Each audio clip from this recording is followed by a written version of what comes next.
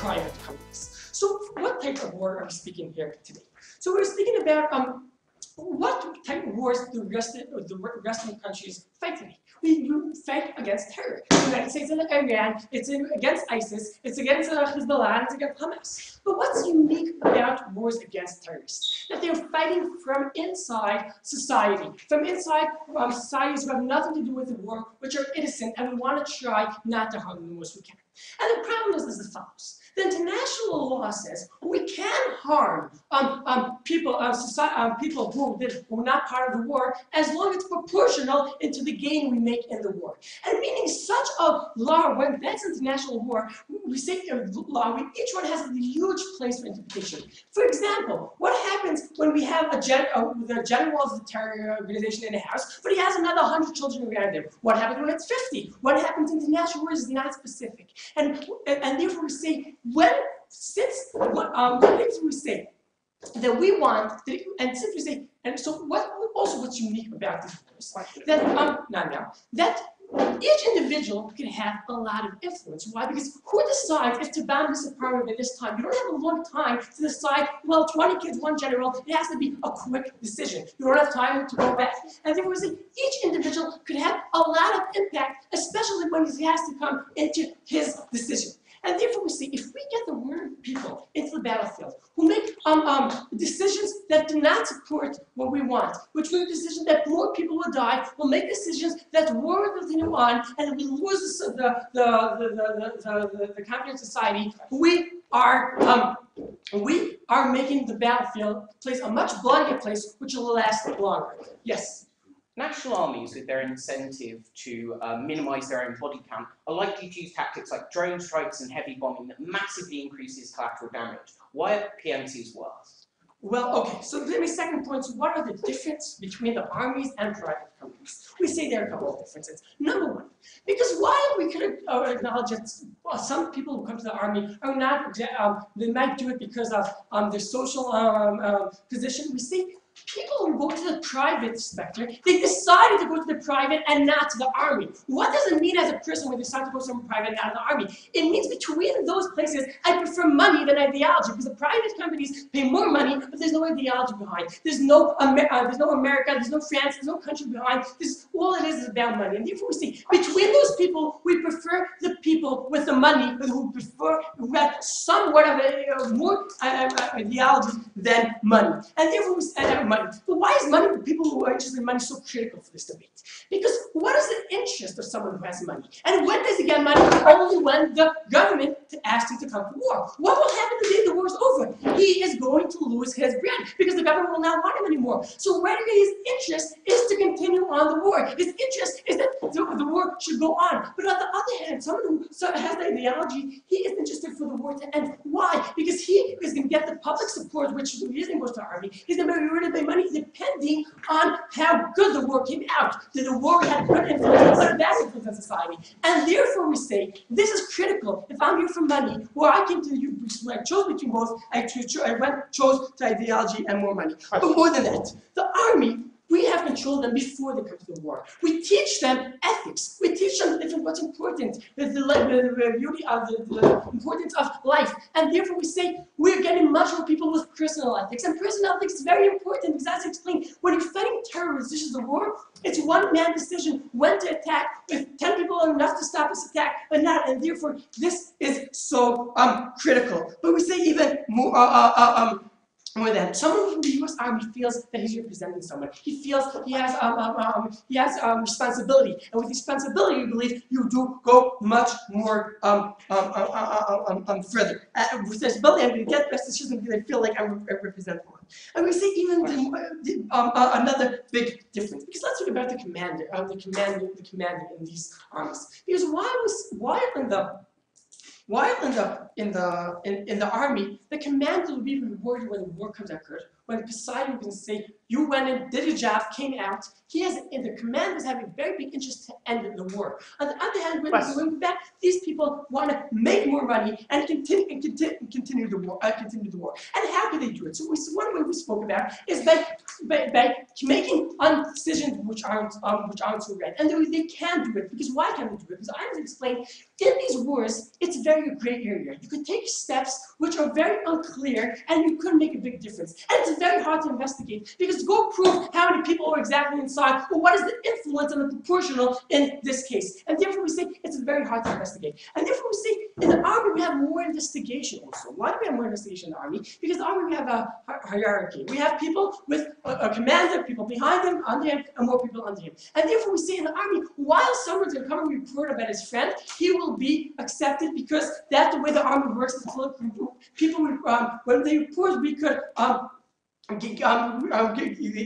could give them bonuses because they know that they should report. On the other hand, over here, just one person on top of this private company, and all the rest is just one big party of people who are not interested in reporting, because ethics means nothing to them but money. And therefore, at the end of the day, what are we saying here? Since war is a place where it's allowed for individuals to make their decision, it's a very great area where a decision can be crucial. It can be crucial by killing people, but more than that, by changing the public's opinion. Because while the private will be harsh towards the public and the society over there, speaking in Iraq, the Iraqis over there, and it will be more harmful to them. Or again, the agenda continue on with other next. So the bottom line, in order to stop the war from being too long and unnecessary, in order to have less dead people, and in order to have the right decision made in the war, we ask you to propose. Thank you.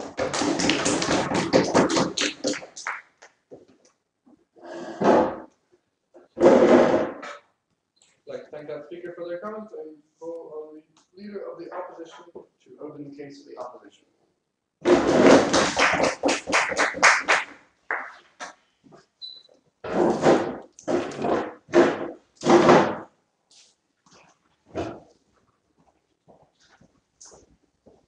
Give me 1 second, my timer is misbehaving. Speaking.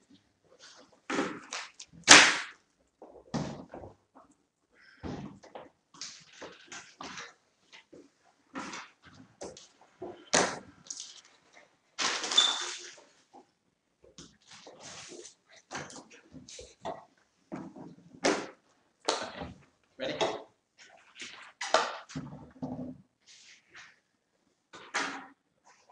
Honourable panel, in the mid-2000s, the US military attempted to take the life of Osama bin Laden through a drone strike. They targeted an innocent civilian on the basis that he was, one, Arabic-looking, and secondly, over 6 foot tall. Okay? That he was described as a legitimate target. That was the language that was used in this case. Not, we done goofed and killed a civilian, he was a legitimate target. That is the problem with state militaries. That is why PMCs are much more effective often than ground troops. Three things for you. Firstly, accountability with a comparative. Secondly, effectiveness. Thirdly, what happens in their alternative units. A few points of rebuttal that don't fit in. Firstly, this idea that people join the army because of patriotism and values. Probably not, right? The majority of people who join the military because they feel like they often have no other choice, right? It's just fundamentally untrue that that's a thing. Secondly, we also find that the majority of individuals who work within PMCs have past military experience within these very bodies, right? So in the sense that like they are the same people to some extent, we think that the idea that they have no values is wrong. We think it's very easy in this debate for proposition to say, if you look at the latest war game video, where PMCs are seen as awful and may as well be called kitten stranglers PMC. We think it's very easy for them to take that very one-sided analysis, probably not realistic in the real world. Secondly, incentives to elongate conflicts, right?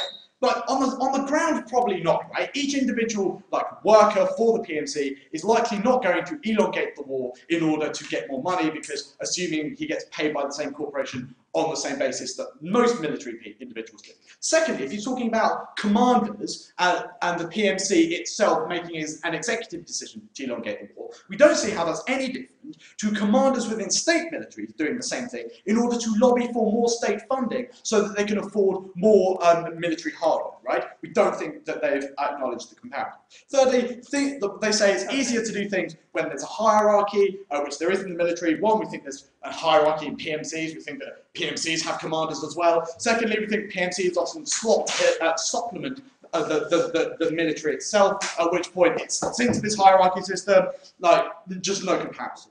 Firstly, then, onto accountability. No, thank you. I've not started my case yet, I've just rebutted. Accountability, right, firstly with PMCs, right, we think that, like, what we'd like to see in reality is a well-regulated market for PMCs. We think the best way to do this isn't to stop all PMCs being employed by the West, not get rid of PMCs, that's not the motion, but stop Western nations from using PMCs. We think that, one, PMCs are profit-driven, at the point at which, and they're correct to say that now warfare is now based against terrorist cells within communities, right? PMCs have to compete with one another. You do not compete with other PMCs to make yourself seem valuable to the US by saying, we're really good at killing civilians, right? You have to prove that you're very good at killing targets and not civilians, right? We think that that's really important, right? So at the point at which individual PMCs are competing on who is best at not killing civilians, we think that's a better world than one in which they live. Because there is this competition, right, on these factors. Secondly, notice that this doesn't exist in the status quo because excuses are often made. He's very correct to say that war is often a grey area, right? It's to do with interpretation. But the very nationalism that he says is a good thing acts as a bad thing, right? Because we incentively feel like we owe the military who protect us a duty, right? We're willing to give them the benefit of the doubt. That doesn't exist amongst PMCs, right? Notice that, like, excuses in that it's necessary to save lives becomes far less able to be made when it's a PMC, right? It's very easy to say for the American military to say, we did this in order to save the most servicemen's lives because that's what's most important to us, and get applauded by the populace. It's far more difficult for a PMC to set that up as their metric because the American public doesn't innately care about the lives of private military contractors as much as they do their own military. Right? Notice that, like, also you get a higher incentive for government to semi-cover up atrocities that occur. Right? At the point at which, one, America is actually completely unable to tell how many individuals it has killed with drone strikes. That's horrific. Secondly, at the point at which the definition of a combatant within drone strikes is a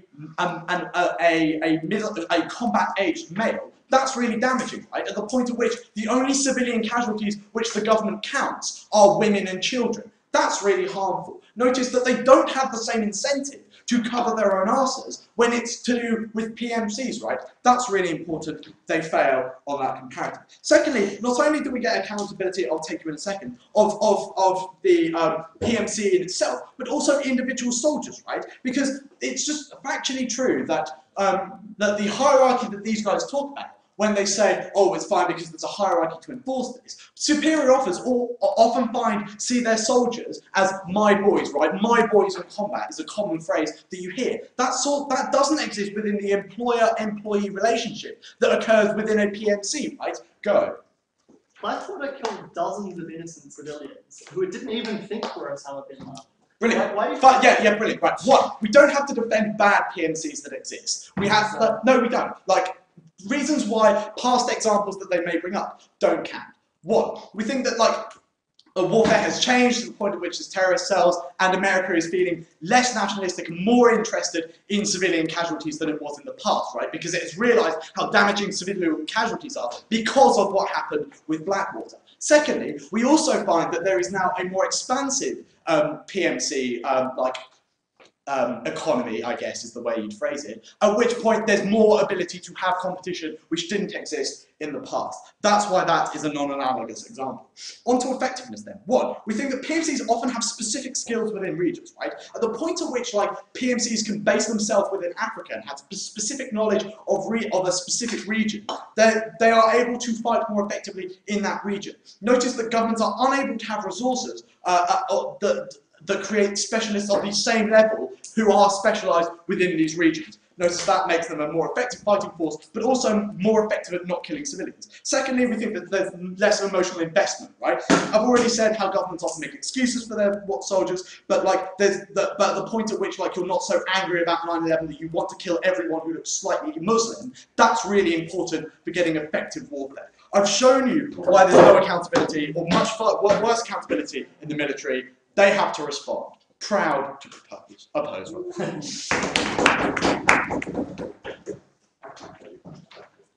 It was on the last round. Thanks very much to the speaker for their comments, and now call upon the deputy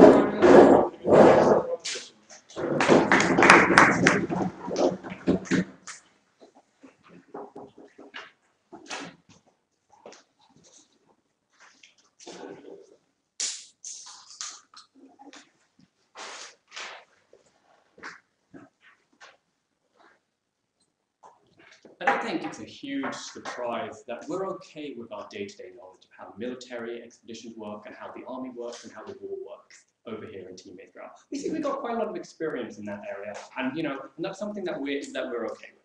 However, the thing that we want to be talking about here is how this affects people, both on the individual level and how this affects the big decisions that are being made.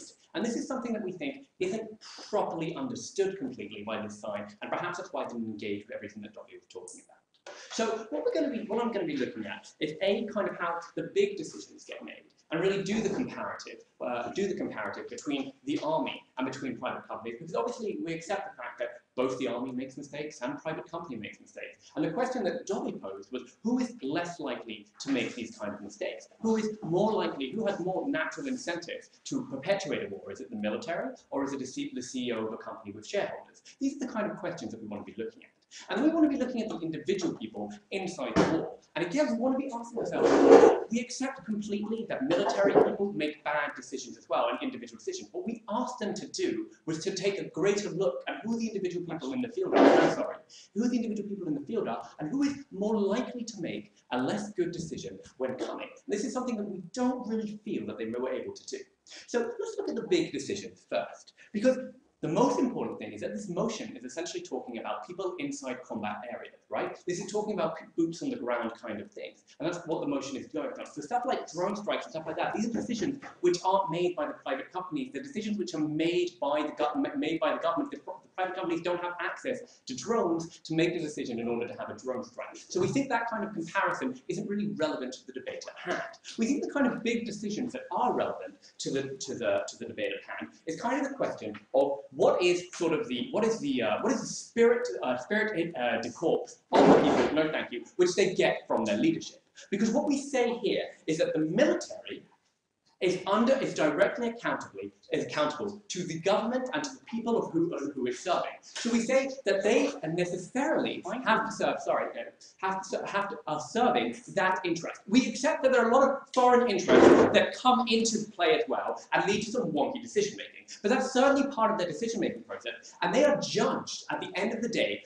by the people, essentially by is the war going to be ended because they don't want necessarily more American soldiers in the field, and how effective it was at, say, combating terrorism and everything else. That's how we judge kind of the military on. Now, on the other hand, the people, these private companies, guys are really nice, these private companies, the CEO is accountable to who? To his shareholders. That means he's looking at a much more short-term bottom line. Essentially, these private companies can't exist if they over a few quarters they don't make a profit. Especially exactly because of the competitive nature that they're talking about. They will simply be replaced. Because essentially they will simply be replaced because they're not making a profit, and therefore their shareholders will pull out and invest their money elsewhere. And there we say, no thank you, we have a problem that the people here, the people in charge, kind of have a want and a need for the wars to continue, for the combat to continue. And that's kind of the decision that we get made there. And then the other thing we say is that when we come to look and do overview of these big decisions, so yes, there's obviously a naturalistic impulse to protect the military. However, we say that the average citizen is unable to distinguish between, say, the NPC and the military when it comes to the national pride issue, and they are equally likely to protect them, as is the military, by the way, because the military also knows that the buck stops with them, and they find it, and the military also always, no thanks guys, comes to the defense of these NPCs and protects them as well as part of the protection that they're doing. So we don't really get kind of this cloud cover that they're trying to sort of talk about here. But what we do say at the end of the day is that the military has better mechanisms for dealing with it inside, inside what comes out there. And what we say is the mechanisms that they can use, the things which are important to them, again, because of this spirit of court, is to have the ability for the soldiers to come up and complain and say things are going wrong, and then for them to look into that, again, because they're held accountable at the end of the day, so no thank you, for what's been happening, as opposed to these private companies where this thing doesn't really exist. So that's the real problem that we have here, and that's what we find this case doesn't quite mesh with the big decisions being made. I'll take second hand. If your case is true that the buck stops with the army and the army is effective at regulating things, why can't they just exert more control over the PMCs and make them better?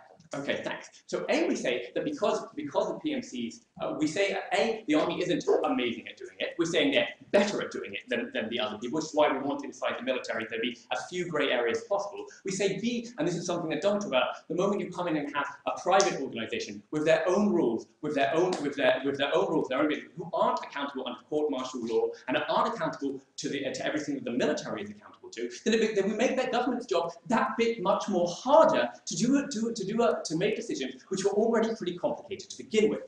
And then let's look at the individual level, the individual people, because this is what was completely missed here. We accept the fact that a lot of the individual people on the ground won't necessarily want to kill people for the sake of it. That's not necessarily what we're saying here. We're saying that the individual people who at the end of it, who don't have the same ethical training, the same ethical backing of the people who are going into these people, who are coming from a place where they want to earn money, and whose lives and who don't feel accountable and responsible for the American military or the American population. These are people who are more likely to make individual decisions which have a bigger impact on the local population. These are the people who are more likely, in an incredibly dangerous scenario, which these things happen all the time. Say, a commander has to decide to go into a booby-trapped house. Do they just blow up the house? Or do they try and send people in to disengage the different bombs that are going on? These are the kind of decisions that the commander needs to make on a day-to-day basis. And we see that the individuals inside these companies are essentially much worse off at making these decisions and dealing with these decisions. And that's when we get the perpetuation of the war. Not necessarily because they want to do it on every single person on an individual level, but because they make the wrong decisions, because they burn out the support the military has of the local communities, which is imperative if you want to win, and because they create all these bad images of America and other countries around the world, then we get necessarily people who are making bad decisions and doing wrong things. So at the end of the day, we say that both on a high up level and on the individual level, back down in the field, we want the person to make the best possible decision at the end of the day. And because it's so difficult in hindsight to come and prove this, we need to have the best people on the ground to begin with. And we don't think the military is perfect, but we think they're a damn bit better than private companies. Thank you very much.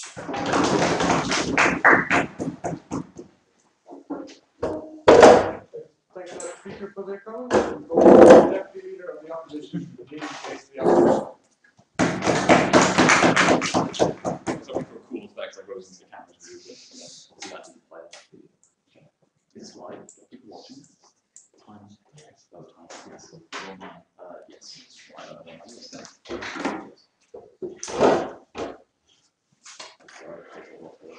Right.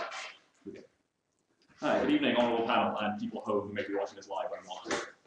Hi. Right, going to give you two things today. I'm going to talk to you first about, I'm going to talk about the effectiveness a little bit more. Second, we're going to talk about the political dimensions of mercenaries PMC. Thirdly, the comparative, the world that exists when they get what they want, the world that exists under the status quo. Right, first some general points to rebuttal. One, PMCs don't have any ethical training. We already pointed out that PMCs are ex-soldiers. They don't hire people from the age of 17 and train them like the army does. So ethical training is so good on their side and it's good on our side. Great. Secondly, they say, actually, we think money is probably a better way. People, they say, oh, mercenaries only want money. Now, if I tell a mercenary, go in, achieve this objective, don't kill civilians. We don't want you to do that thing. If you do that thing, we will probably not pay you as much, or we will punish you, or we will not hire you in the future. That is a better motivation than do this for the God-given right of America to exist. Do this because you're saving our people. Do this because, for the love of your country. It's probably better to have a nice, clear, do this thing and you don't get paid. That's actually a better objective. We think that's a win on our side. A couple of things. They say the military accountability. One, we're perfectly happy for the military to crack down on them. We don't mind holding them to military account. We don't think that's happening. Secondly, we notice PMCs don't exist independently of the military. They supplement the military, but they're not out there making decisions. They don't just hire PMCs, send them into a country, and be like, go crazy guys, do this thing. It's like they're almost always acting within a larger command structure. There'll probably be more military and PMCs on the ground. As such, we think that same thing applies. Secondly, we think these are people are they're only accountable to shareholders. That's really bad. The problem is the military are accountable to politicians and voters. We would say shareholders are better at taking that long-term view of if we commit atrocities or are seen as a company that commits atrocities and does not do things effectively. As we point out, we don't have to defend Blackwater. We can still say we want a better regulated market.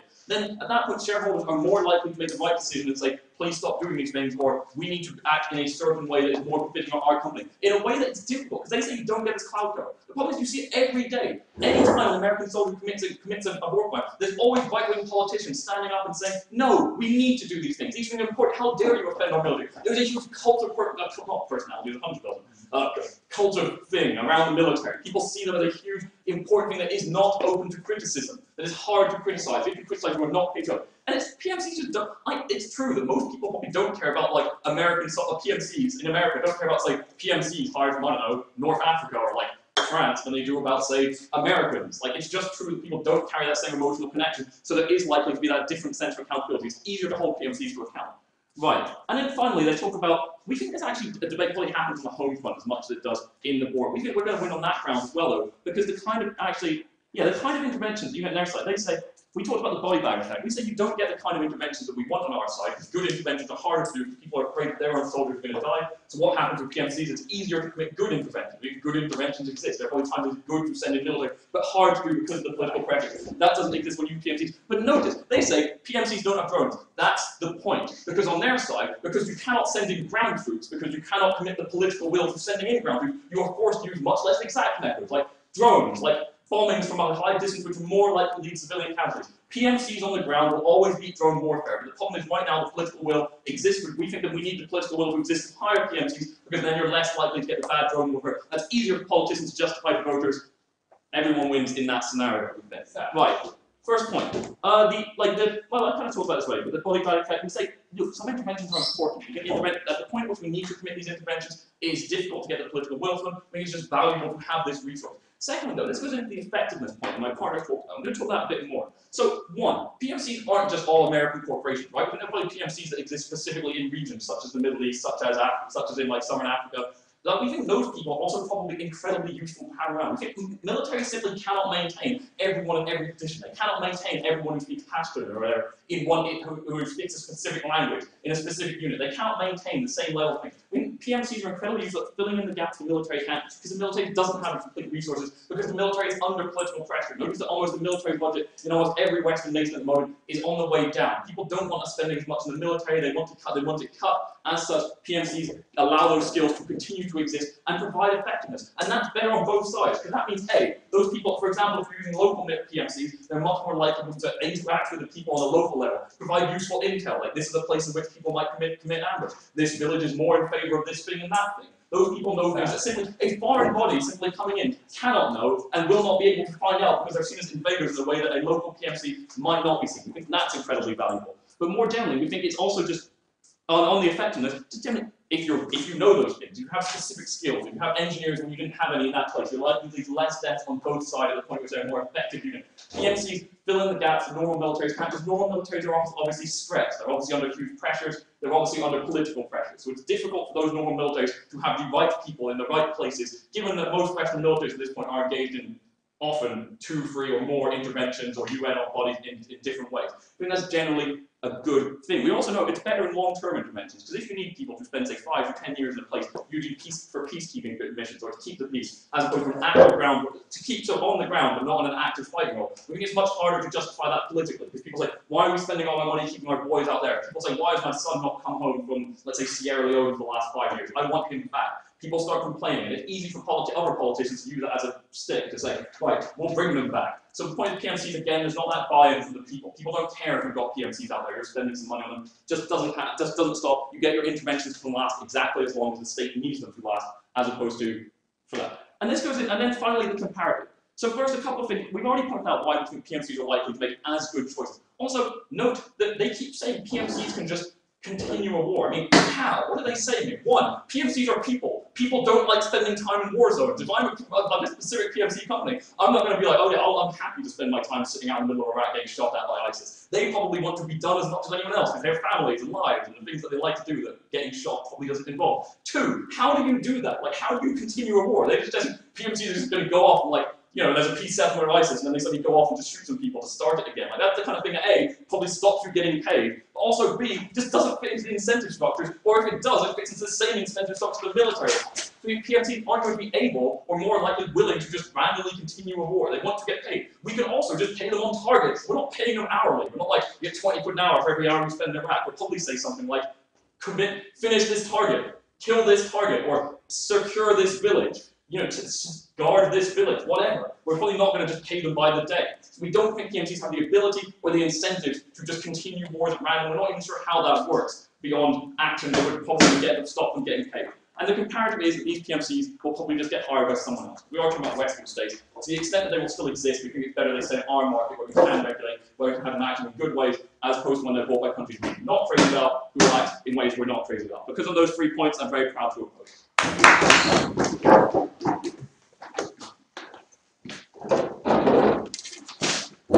That figure for their comments. The number of governments to continue the case for the government sides.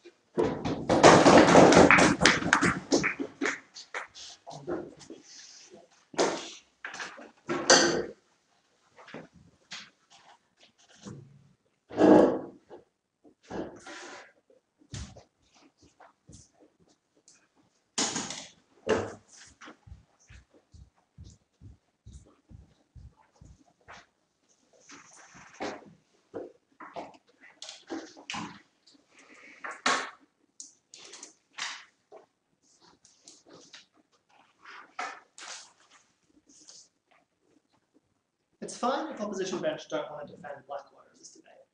But what they have to recognise is that Blackwater didn't happen because that was a company run by uniquely evil people, which employed uniquely evil people and didn't face any oversight. It happened for structural reasons, to do with what PMCs are, to do with the way that they're contracted for, to do with the way that they hire their employees, which means that it's inevitable that private military contractors will treat their soldiers in far worse ways and will fight conflicts in far worse ways. Those are the two prongs of the extension that we're going to bring you at closing gov. Before that, I have two issues in rebuttal.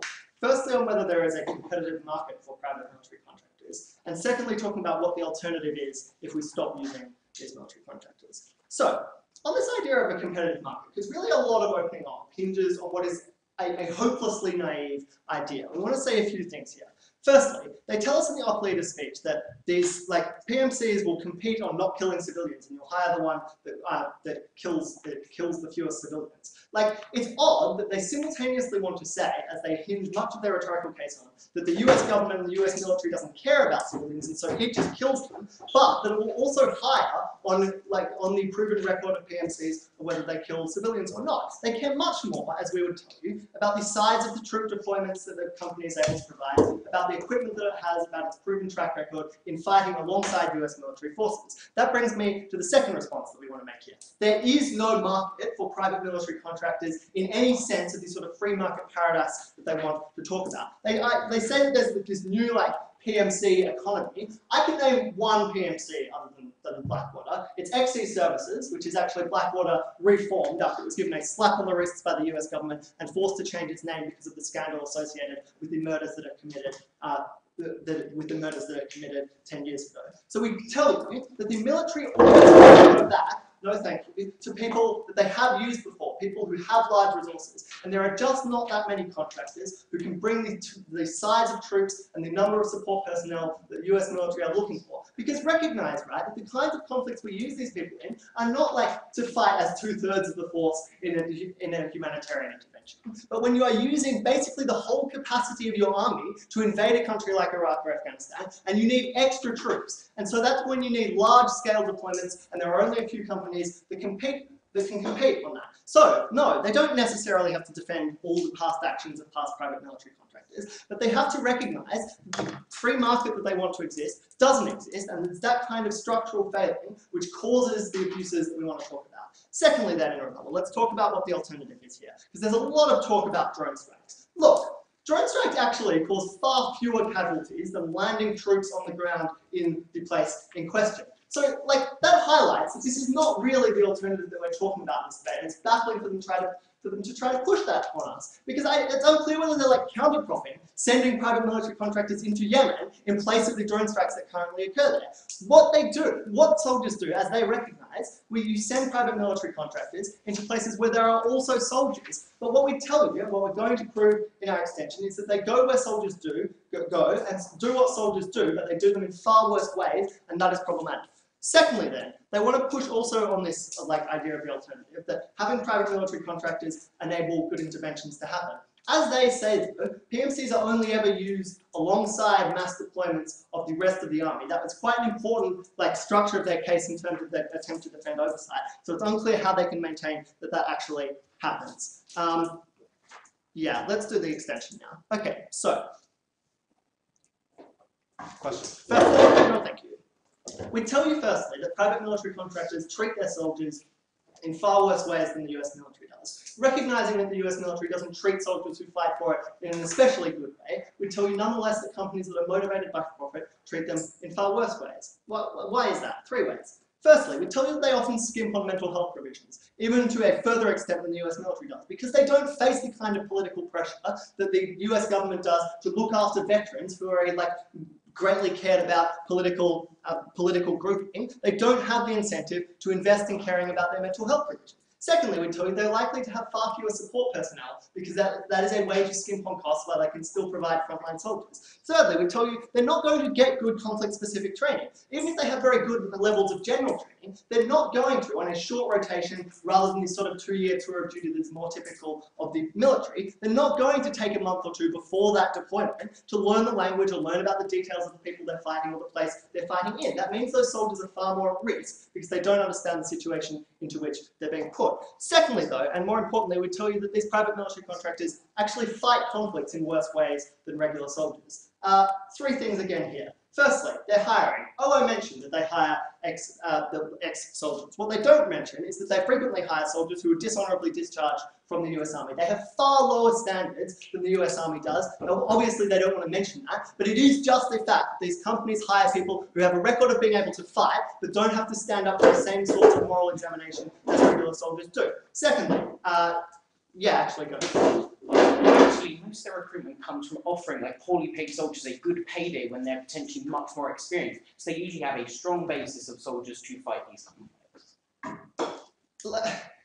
That's not true. It's factually untrue. And this is another thing that I want to flag out here.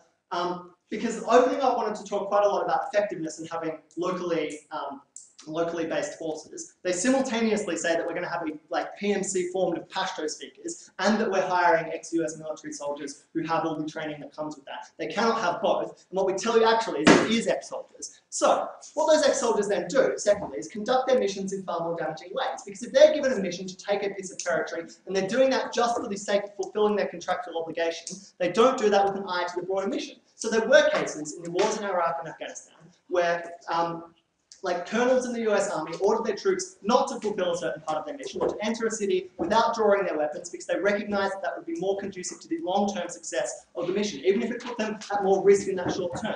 PMCs don't do that kind of thing.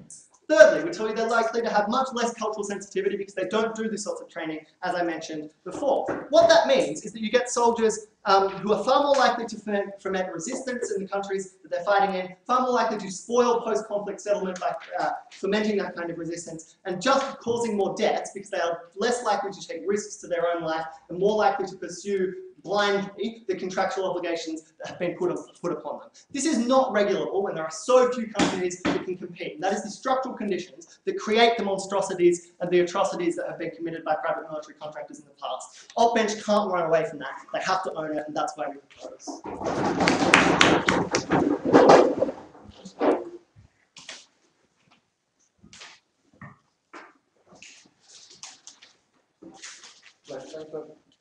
For the comments and call on the member of opposition to continue the case.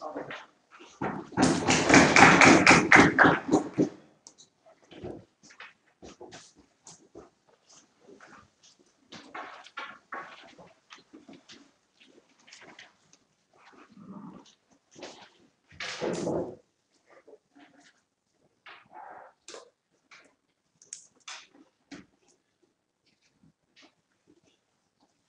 going to talk about two things in this speech. Firstly, how Western pressure and Western engagement actually massively improves PMCs, not only raising their quality in these areas, but also in the other areas they're likely to fight in developing countries. And secondly, I'm going to talk some bit of chat about better as soldiers than the normal army. Okay, so first thing with regards like accountability, almost all rebuttal is integrated a couple of outstanding responses to in government. They sort of ran this like patriotism better than profit motive. The thing is, patriotism often makes it a conflict of you versus them as individuals representing a nation. They're not just attacking you because you're fighting against them, but they're attacking your personhood to some extent. They're attacking your nation, making massive threats to you. That's the kind of environment where you demean the opposition far more. You have to view them as evil and wrong because they are attacking you and your family in a way that you just wouldn't if you've just been paid there for some reason. That means you're far more likely to engage in things like war crimes or to mistreat the population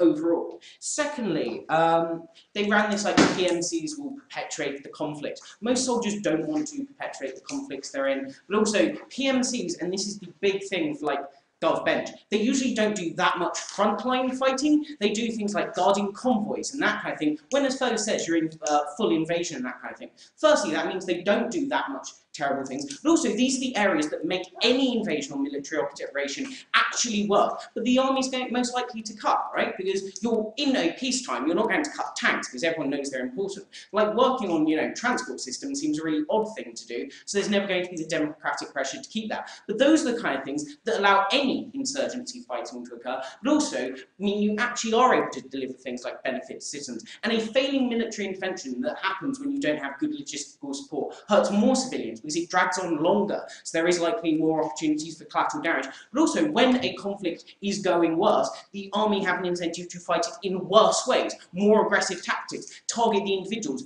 far more. And therefore, dragging it on is actually an incredibly bad thing. Okay, so accountability. So thing is, one of the probably most crucial ways of having any accountability is having soldiers come forward, maybe as whistleblowers, but also things like witnesses and that kind of thing to account for any crimes or issues that have done, but also to speak out if they're asked about policy and those kind of actions and what it was like. Interviewing like ex-soldiers about how terribly the army ran these things or how well is crucial for understanding where interventions failed. It's one of the few ways we have of improving the army over all of this kind of information, because you're not going to get it from other people, because conflict zones, there's a lack of information, there's often a lack of journalists because they just can't be everywhere. Also, it's dangerous to go to certain areas. Therefore, the only place you can really get it is from people coming forward. The thing is, it's much harder to come forward when you're part of the military. A couple of reasons for this. Firstly, the concept of duty that you're massively embedded into. Moreover, that's the thing OG wants to stand by, this like real patriotism and group loyalty that makes it a betrayal, not just, it doesn't mean you're just coming out against it, you're betraying your fellow troops, your fellow soldiers, in a way you just aren't when you're in a PMC and it is a contract-based arrangement you have. That makes it far harder to come forward. Secondly, being dishonourably discharged from the army is a much greater threat to you than it is ever to be discharged by a company, because people see firings in companies all the time, whereas the army is a much more respected unit. It kills any future plans you have, much of your future career options. That's terrible for you as an individual, so there's massively stacked costs. Thirdly, the massively hierarchical nature of the army means they just have a lot of power over your life to control you and tell you what to do. That means it's very hard to criticise them overall. This is potentially the most important thing, whereas PMC soldiers can come out and speak on these kind of things and criticise it. Moreover, the governments, Western governments, have the ability to pressure PMCs, and also the desire to. Why is this? Firstly, because associating yourself with a bad reputation of PMCs who hurt lots of people, that's the kind of thing that provokes more insurgency and responses if they have a reputation for human rights, but also gets you massive amounts of criticism from the media, which makes fighting any war much harder, and therefore encompass any effort you have. So the armies do have quite a lot of level of interest in that kind of thing. Or if it's bad for like troop morale, if you have just some really outrageous PMCs in there that disrupt the soldiers. Moreover, you're just not going to pay them if they're substandard quality. Fergus's only response to this is just go, oh, there's not a competitive market. First reason, I can only name one company. That's probably just because you don't know a lot about these kind of things. Very few people have spec knowledge on PMCs. So there are a lot more. But also, he says, you just don't have enough people who can provide a large number of things. The thing is, PMCs can often provide specific services and those kind of things, specific kinds of soldiers, or can provide the extra help on certain convoys. That's not a massive human element demand for each one, but also means you can have smaller ones that augment very certain sectors of the army, so they can survive. That means there is some level of competitive market for this kind of things. Moreover, there are a large number of ex-soldiers who you could potentially recruit in those kind of things, and it is incredibly profitable. Therefore, there is some level of competitive market pressure to place on these kind of things. Moreover, there's an obvious competition. It's called the army recruiting more people. They are an obvious competitor to this kind of thing, so you're not going to hire them. You're going to use the army more if PMCs are that bad. You can actually pressure this. Before I explain this point further, I'll take closing. Or opening. The whole place is contingent on someone actually listening to these whistleblowers. But you haven't explained why the PMCs will listen to them as opposed to the army, which already have this inbuilt mechanism. Yeah, when a whistleblower comes out to the media and everyone gets really outraged by this, they'll pressure the army won't hire that PMC anymore, that PMC suffers a lot, therefore they'll change their behaviour. Kind of simple, really. Okay, why does changing this matter? Firstly, just them fighting better is useful, but also having extra troops to make any of the Western wars work is helpful. But also, they're going to be working in developing nations anyway. Developing nations often have a strong incentive to hire PMCs because they have potentially better technology, more experienced troops, but also they often don't want to train up that strong local armies that could potentially be a threat to their power, could rebel and those kind of things. And the thing is, when you then have better behaviour in those kind of things, it limits the casualties and damage to all these other areas. And they're going to carry it across, because once you set up systems for better behaviour, you're going to enforce them across all areas. But also, they don't want the PR thing that will damage their chances with the West from actions they do in developing nations. That is massively important and sees a massive reduction in most kinds of damage. Okay, better than soldiers. Firstly, they're often more at the end of their career, and paid soldiers is terrible. It's likely to be much higher in PMCs. We can get that. Secondly, we can demand that PMCs do regulate the mental health of their thing. We can make those requests. Thirdly, they often take time to learn these kind of things, otherwise they'd just be bad soldiers in this kind of thing, and PMCs have the incentive to sell them as really effective, so you're going to train them to a large degree. All these reasons I beg you to oppose.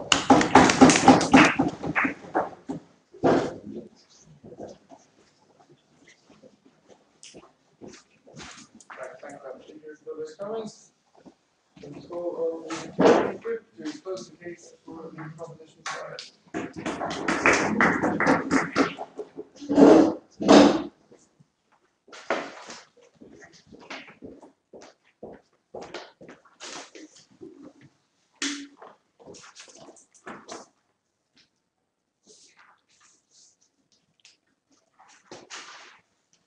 Okay, in this speech, I'm going to look at 2 points of clash. Firstly, the nature of PMCs. Hint, this is about a profit incentive, like Fergus is the only person to debate to understand that. Secondly, the effect that the nature of that those PMCs has on the war. First, quite a lot of rebuttal, 5 points, one from OG, one from OO, 4 from CO. So, OO tell us there are, but if they aren't employed by the West, these people will just go elsewhere. No. Mercenaries used by developing countries are entirely different organisations. They cannot afford Blackwater. These are totally different companies. It's not Boko Haram mercenaries, like different type of people. Obviously not. If the West stopped hiring them, the people with the money who could actually afford them, they would disappear. Closing opposition. Firstly, quite flippantly, they were like, oh, they're just used to guard convoys. Actually, when guarding convoys, as proved by Blackwater, you can kill quite a lot of people, but guess what? When guarding it, people walk by, and if you think they're a little bit threatening, you can shoot them. And if anyone asks you afterwards, they're like, oh, it looks a bit like they had a gun. Secondly, more substantially, they were like, it's harder to come forward in the army because of shame. 2 things. 1, notice that public pressure, as Fergus told you, leads to reporting mechanisms being instituted in the US Army. That's why there were whistleblowers at Abu Ghraib who were protected in the aftermath of that, because the public could see them. That's not true of private companies. Private companies are much more easily able to cover stuff up because those mechanisms can't be enforced. I'll explain why it's hard to regulate later. The third thing they said is that developing countries will adopt this standard. I mean that's just a contingent point on whether you think that PMCs are better than that. So that's like a marginal benefit they get if they're right, they're not right, that's what the debate's about. The fourth thing they said was that we can just regulate away all the problems that Fergus talked about. A few things here. When they're in conflict, you can't just send them home. When they're involved in important missions, that's not an option you have, so you can't regulate them in that way. You might be able to like fine them, but quite often those are extremely soft fines, and ultimately in a court it's very hard to prove that someone killed someone illegitimately when the burden of proof is against you. So there's really not much you can do. Notice also, when they're taking this for mental health, as soon as they leave your employ, you have no control over their standards again. The thing about the US Army is as soon as something happens, you can institute standards that last forever. It's an organisation with a history that can be studied. As soon as these contractors aren't used anymore, they just go back to their old ways, ready to be renamed and rehired, as Fergus told you. That's why a glib response of let's regulate them more was never acceptable in this debate. Firstly, the nature of PMCs. What did we get from OO?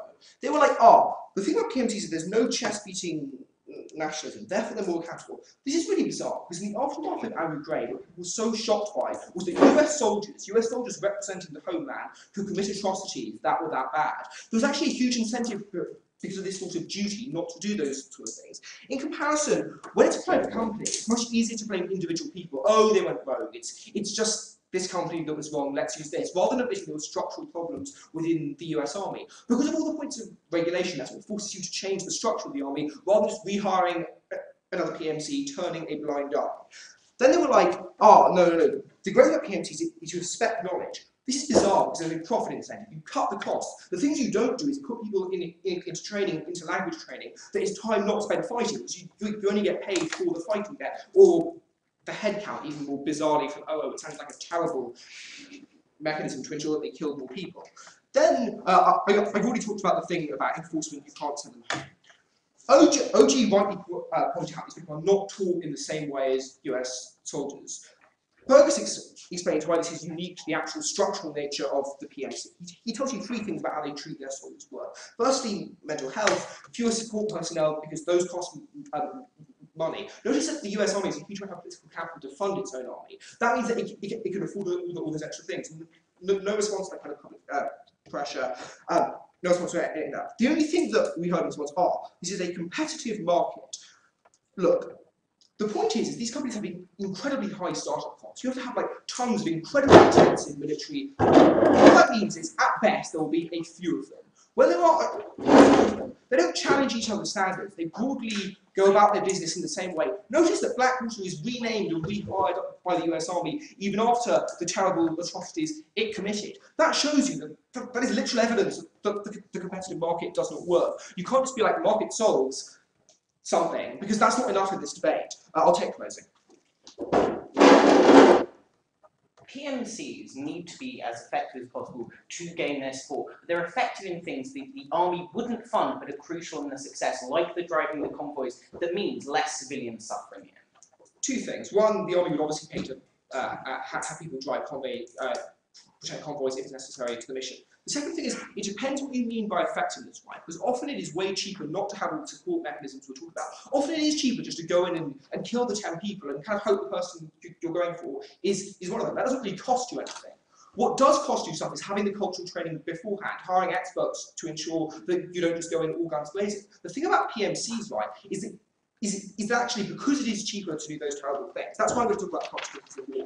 Open opposition are like, this is good because people value PMC troops less and therefore are happy to see them killed so it doesn't incur all political costs. Firstly, one, it's unclear why the US public doesn't get to decide the length of the war. If they think that the people being killed is too many, that should be a good reason to end that war. That's how democracy works. Second thing that's important here is this is precisely the problem. There is less oversight. The public are less interested in the conduct of PMCs. They can see that in their case. That's the big problem for them that they don't recognise. Fergus told you three things here, which basically got no response apart from one minor thing. First, he said there were lower standards of hiring, and they were like, no, they hire people because they can pay them more.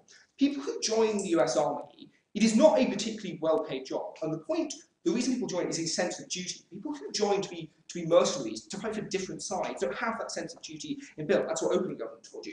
More importantly, what these companies do is they want aggressive people.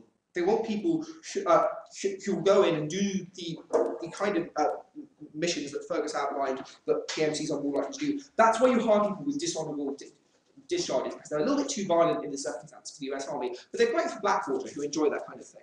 The second thing is they conduct worse missions. The reason here is they have no eye for the overall mission. They don't care about the post-conflict situation in Iraq in 2003 because that's what their problem.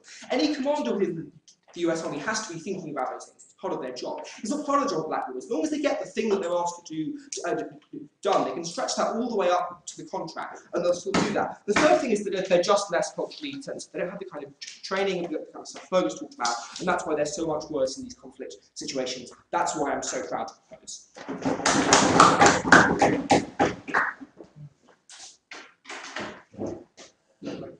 Thank the speaker for their comments and call on the opposition witness to close the case for the opposition.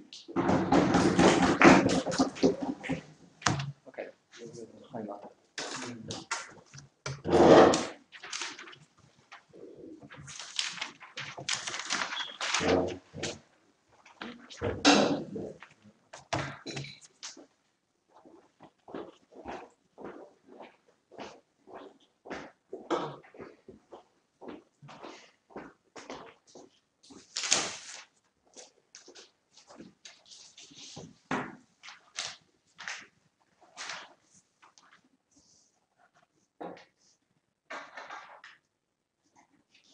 Two points of clash in the speech. We're going to talk primarily about how this works in the West, particularly around accountability. We're also going to talk about the effects it's going to have when you have the developing world employing PMCs rather than the West and developing world employing both of them. We think that's a key area. 3 points of extraneous rebuttal before we get that.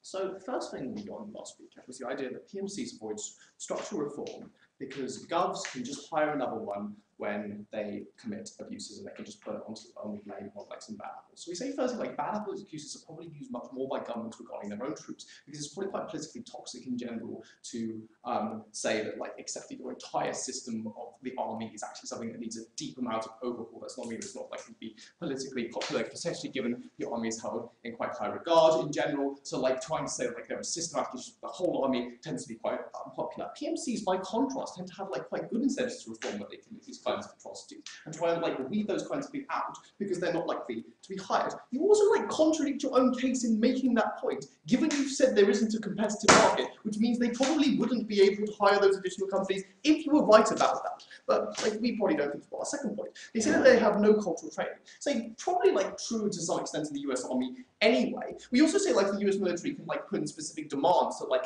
have cultural training with PMCs. We think that like as the US as Western militaries like grow in their specific demands, we say that PMCs can often fill specialized niches in cultural areas. We think that like in just saying that like they don't have cultural training isn't necessarily going to be the case when they have strong incentives to develop that cultural training in order to be hired. Finally, the idea that like the PMCs are going to have no care for border mission.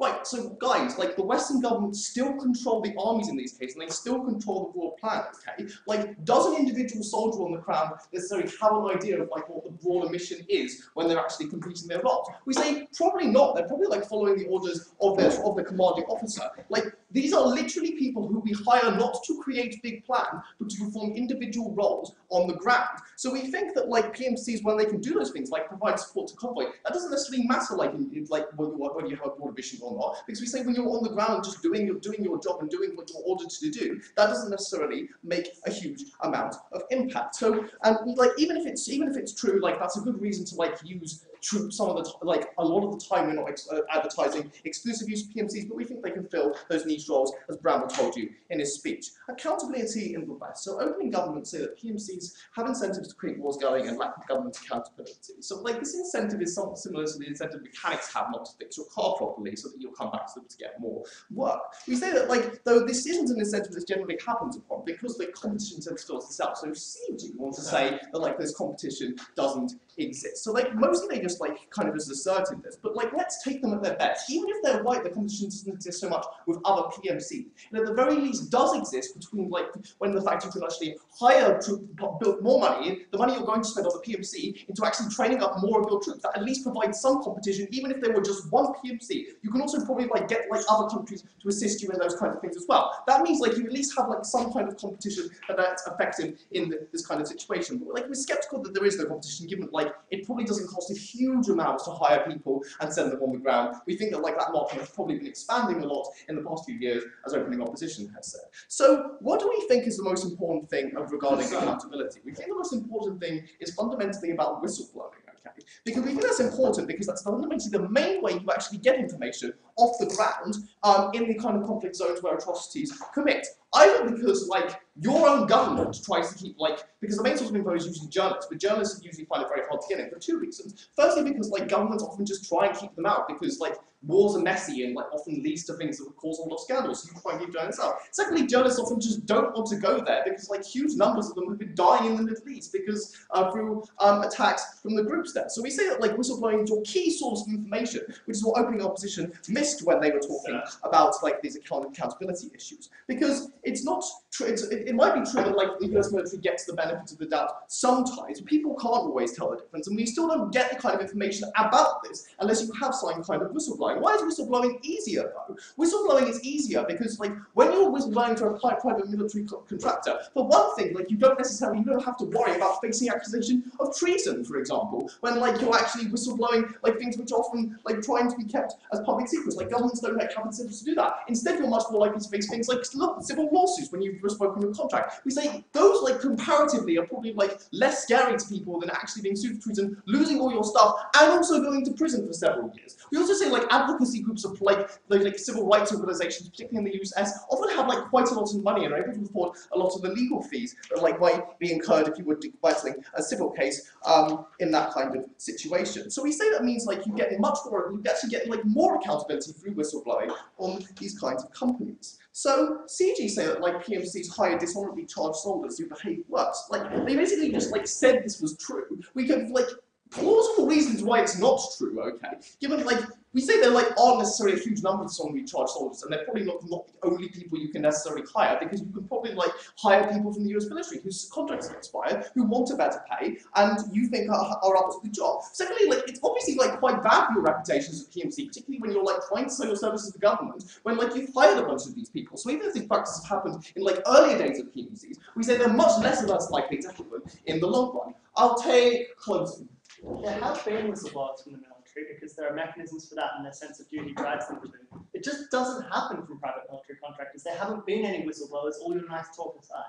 Well, there obviously, like, have been whistleblowers in investigations in terms of, like, the fact that you guys can actually list the load of atrocities that private military contractors have actually committed. That means the information actually does come out to some extent. The information is probably the much more likely to share that information. We say it's probably the case, I mean, I can't be certain, but it's probably the case that there are probably a lot of atrocities that were committed by US soldiers that we probably don't know about because the whistleblowing was less likely to happen because of the reasons we gave you. So, the developing world. We say that, like, there's a strong demand for PMCs in the developing world to attack and expertise. They're not just, like, different companies necessarily, because even if that's the case of the status quo, it's going to be the case that those companies are probably not going to just suddenly want to go bankrupt, but also, like, have expertise that countries like China and India want and can afford because they're spending a lot of money on information that provides more technology. We say Western governments have, like, much stronger incentives to moderate PMCs because they have, like, stronger free presses, which results in scandal. And people often care much more less in the developing world because, like, you have to look after your own welfare because it's much worse. So West help keep accountability of these. If you just have developing nations do it, that means that, like, people are much more likely to misbehave. So we say that, like, the accountability improves because Western nations are not going to want to be seen to be associated with a pirate committed company that is performing atrocities when working for developing nations army. That incentive completely goes away, which means that the PMCs working with developing nations behave much worse. That's bad. We are proud to oppose.